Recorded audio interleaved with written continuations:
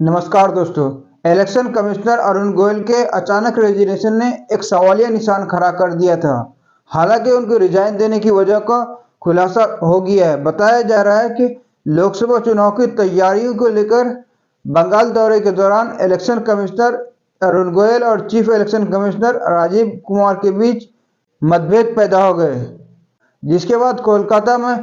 बंगाल में होने वाली लोकसभा चुनाव की तैयारी को लेकर हुई प्रेस कॉन्फ्रेंस में अरुण गोयल ने हिस्सा नहीं लिया और वो दिल्ली वापस आ गए। जब इसके regarding chief election commissioner Rajeev Kumar से पूछा गया तो उन्होंने उनका बीमारी होने का हवाला दिया, जबकि अरुण गोयल के क्लोज रिलेटिव ने इसको सिरे से नकार दिया। हालांकि किस बात को लेकर दोनों के बीच मतभेद हुए हैं, इस बात का फिलहाल अभी खुलासा नहीं हुआ है। हालांकि 7 मार्च को लोकसभा चुनाव 2024 की तैयारी को लेकर इलेक्शन कमीशन ऑफ इंडिया के हेडक्वार्टर में हुई मीटिंग में वो शामिल हुए, लेकिन 8 मार्च को इलेक्शन कमीशन ऑफ इंडिया के टॉप ऑफिसरों और union home secretary Ajay Kumar Bhalla के बीच लोकसभा चुनाव की तैयारी को लेकर मीटिंग में वो शामिल नहीं हुए और इसके बदले उन्होंने चीफ इलेक्शन कमीशन को इन्फॉर्म किए बगैर अपना रेजिग्नेशन प्रेसिडेंट को भेज दिए। सरकार की ओर से उसे मनाने और मतभेद सुलझाने की कोशिश की गई, लेकिन वो अपने रेजिग्नेशन पे अड़े रहे, जिसके बाद लॉ मिनिस्ट्री ने एक नोटिफिकेशन निकाला जिसमें कहा गया प्रेसिडेंट ने इलेक्शन कमिश्नर अरुण गोयल का रेजिग्नेशन एक्सेप्ट कर लिया। गैजेटेड नोटिफिकेशन से आने से पहले इस बात की जानकारी सिर्फ चीफ इलेक्शन कमिश्नर और सरकार के हाईएस्ट रैंकिंग ऑफिशियल के बीच ये बात मालूम थी।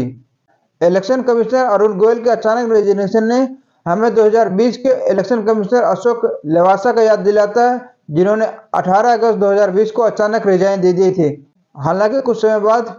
इलेक्शन कमिश्नर अशोक लवासा ने इलेक्शन कमीशन ऑफ इंडिया को रिजाइन देने के बाद एशियन डेवलपमेंट बैंक ज्वाइन कर ली। वहीं अगर अरुण गोयल की बात की जाए तो अरुण गोयल एक स्ट्रेट फॉरवर्ड ऑफिसर हैं जो रूल के हिसाब से चलते हैं।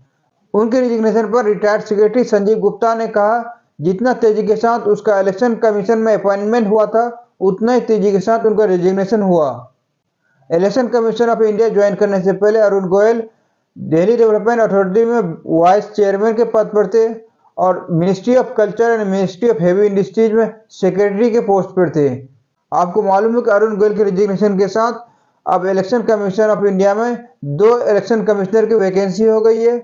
3 में से अब सिर्फ एक election commissioner chief election commissioner बचे हैं और अभी लोकसभा चुनाव, अब सरकार को लोकसभा चुनाव से पहले 2 इलेक्शन कमिश्नर को अपॉइंटमेंट करना है और बताया जा रहा है कि 13 या 14 तारीख के बीच इलेक्शन कमिश्नर को अपॉइंटमेंट करने वाली कमेटी की मीटिंग होगी और 15 मार्च तक नए इलेक्शन कमिश्नर की घोषणा हो जाएगी। आपको मालूम है कि इलेक्शन कमिश्नर का अपॉइंटमेंट एक सिलेक्शन कमेटी द्वारा नाम सिलेक्ट होने के बाद प्रेसिडेंट द्वारा किया जाता है और वो सिलेक्शन कमेटी में प्राइम मिनिस्टर होते हैं और एक मिनिस्टर होते हैं जो प्रधानमंत्री द्वारा नियुक्त किए जाते हैं और एक लीडर ऑफ अपोजिशन होते हैं जो सबसे लार्जेस्ट पार्टी होती है अपोजिशन में। ये 3 मेंबर की एक सिलेक्शन कमेटी है, वही इलेक्शन कमिश्नर चयन करते हैं और फिर चयन किया हुआ नाम आगे राष्ट्रपति को भेजते हैं और राष्ट्रपति उस पर मोहर लगती है। कुछ समय पहले एनडीए गवर्नमेंट ने इलेक्शन कमिश्नर को अपॉइंटमेंट करने के लिए सुप्रीम कोर्ट द्वारा जो कानून था उसको रद्द करके एक नया कानून बनाया है, जिसके तहत चीफ जस्टिस ऑफ इंडिया को हटा करके उसके जगह पे यूनियन मिनिस्टर को ऐड किया है